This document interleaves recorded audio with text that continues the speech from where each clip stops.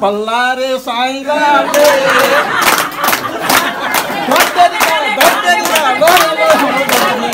नानीको शिरैमा इन्द्र कमल फुल्यो मग मग चल्यो कुशीले कानो के जाताले हानो के यो नानीको शिरैमा तिमी पनि ऋषिको हामी पनि ऋषिको लगाइदियौ माया एकै किसिमको पानीको एउटा डोबिरको थियो त्यतिखेर है अहिले पनि छ हामीहरू कहिलेकाहीँ पिकनिक आइन्थ्यो अनि माथि डाँडामा त्यहाँ मन्दिरमा गएर काटेर लिएर आउने त्यहाँ खुइलाउने बनाउने खाने अनि त्यसपछि चिटमा लेख्ने कसैलाई तपाईँ स्याल कराउनुहोस् भने कसैलाई तपाईँ गीत गाउनुहोस् भने कसैलाई उठ्नु टोक्का भन्नु यस्तै यस्तै दियो नि प्रायः एउटा दिनुहोस् त भने एउटा भयो मेरो पालामा तपाईँले गीत गाउनुहोस् त भने परेको अनि मैले एउटा गीत गाएको थिएँ प्रत्येक गीत म अहिले यहाँ गाउनु लाग्यो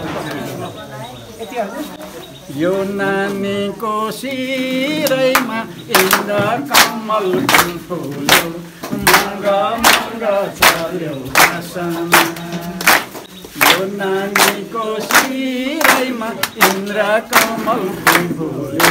मग मग चल्यो आसमा कुशीले कानो के जाताले हानो के यो नानीको शिरैमा तिमी पनि ऋषिको हामी पनि ऋषिको लगाइदियौ माया एकै किसिमको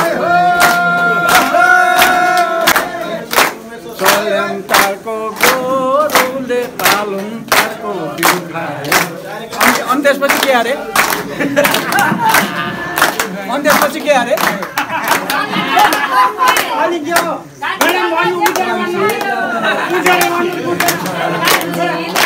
सल्यानताको गोरुले पालुङताको कान्छी ल्याउँदा